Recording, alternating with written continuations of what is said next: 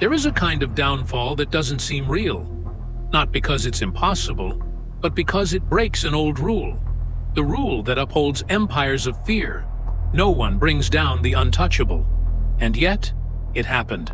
Imagine, early morning, border, cold lights of a random post, the kind that looks the same everywhere. A car stops, someone gets out. There are no sirens, no press conference, no victory parade. And then, he appears, tied up, sedated, almost unconscious.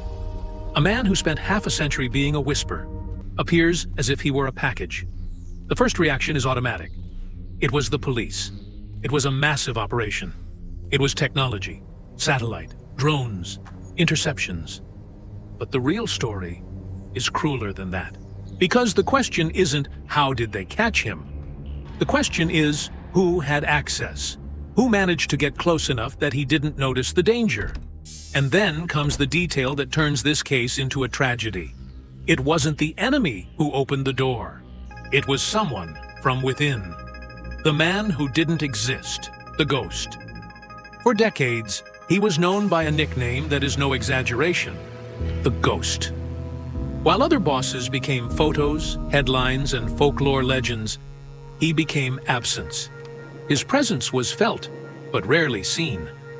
They said he didn't like the phone, that he wouldn't let himself be filmed, that he didn't trust anything that could leave a trail. And this wasn't romantic mystery. It was method. In a world where most fall due to vanity, he survived through discipline. He didn't need to seem big. He needed to stay alive.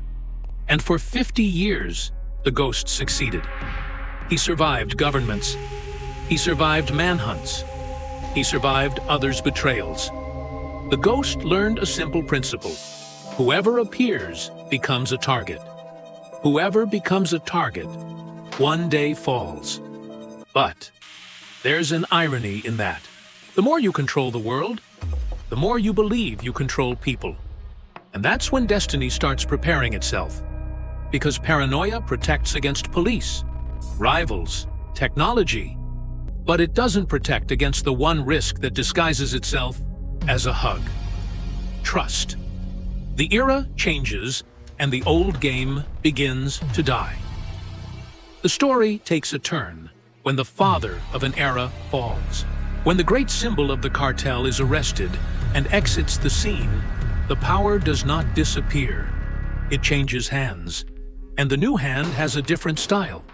The old guard was silence. The new generation is speed. The old guard hid. The new generation appears. The old guard made deals with patience. The new generation accelerates conflict. And in this generational clash, something grows like fuel. A more destructive, more targeted, more urgent market. And this increases the external pressure in a way the old game didn't know how to manage. When the pressure rises, no one breathes.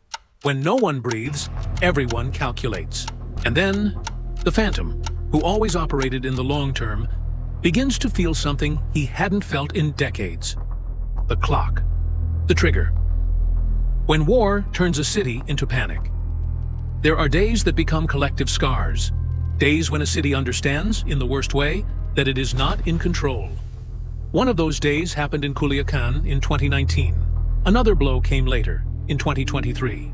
And the message was the same, repeated with psychological violence. The conflict does not stay hidden. It overflows. When this happens, the public sees what normally doesn't appear in TV series. It's not just war between factions.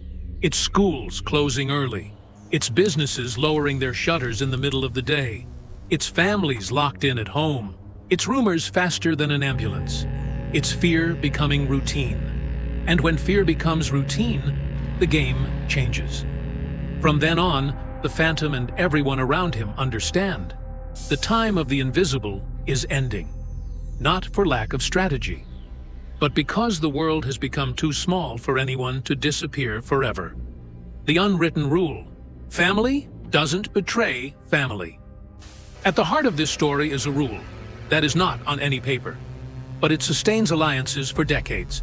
Family does not betray family. It is not about morals, it is about survival. Betraying a rival is war. Betraying an ally is a crisis.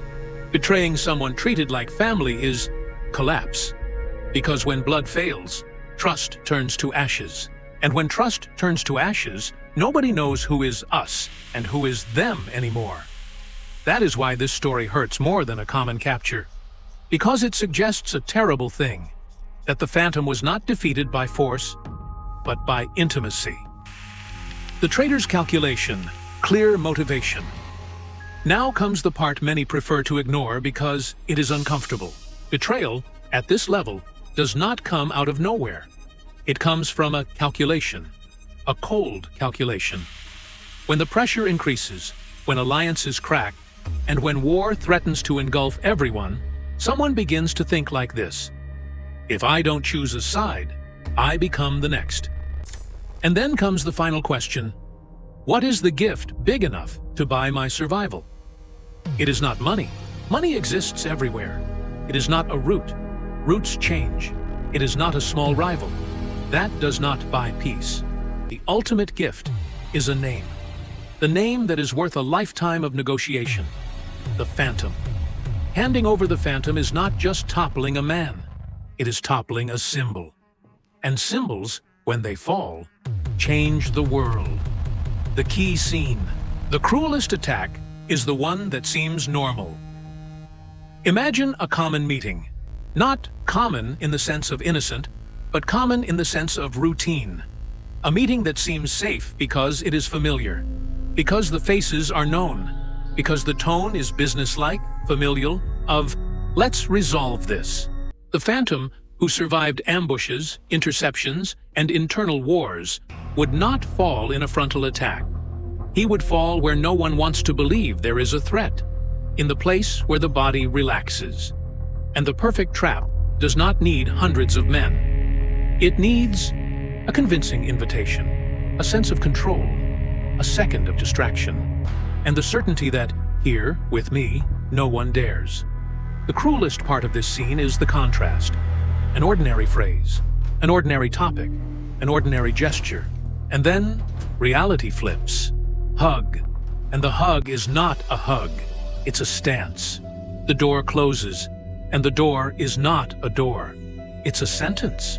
And in a few seconds, the invincible discovers a truth that no one likes to admit. The most efficient danger is not the one that shouts, it's the one that whispers. The humiliation of the invincible. The ghost spent his entire life avoiding exposure, and now he is exposed in the most humiliating way possible. No speech, no pose, no last word. Tied up, sedated, confused. A man who mastered the art of not being seen turns into an image that everybody talks about. And this creates an almost physical shock in the audience. How did someone so methodical fall? The scariest answer is also the most human. He fell because, at some point, he trusted. He beat technology, beat rivals, beat hunts. But there is no perfect plan against affection. And this seems like Greek tragedy.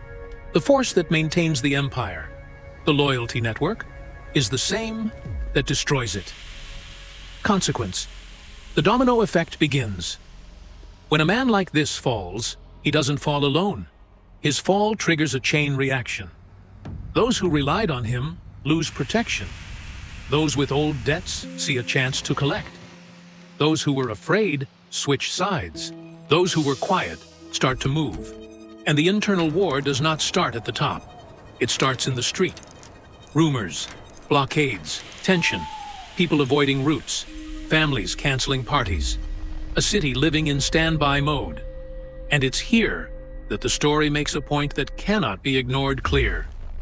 In the middle of the board, there are people who didn't choose any of this. They are not in the war, but the war is in them, in fear, in routine, in silence. Crime, when it cracks from within, is not resolved far away. It explodes in everyday life. And what was a cartel story turns into a society story. The great thesis: power does not protect from trust. Everything in this story points to a central theme. Trust is vulnerability. The Phantom built an empire because he controlled everything. But no one controls people's hearts. You can buy silence, you can buy weapons, you can buy temporary loyalty, but you can't buy the certainty that, when you turn your back, your side is still your side.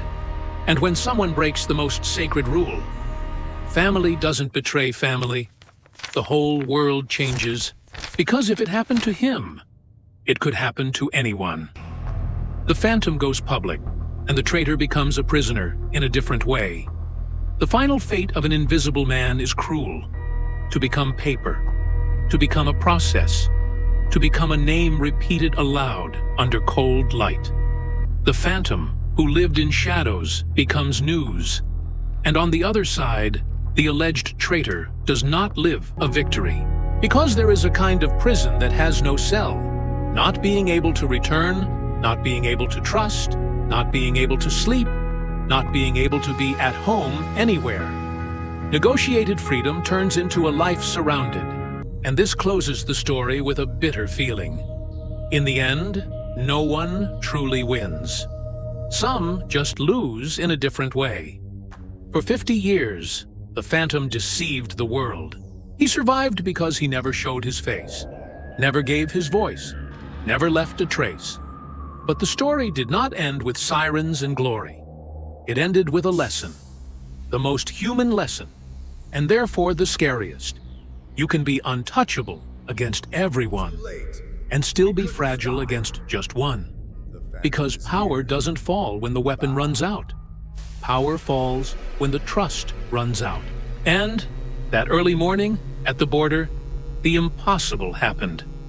The Phantom appeared, bound, and the world understood, too late, that the biggest trap is not the one that comes from the enemy. It's the one that comes from the embrace.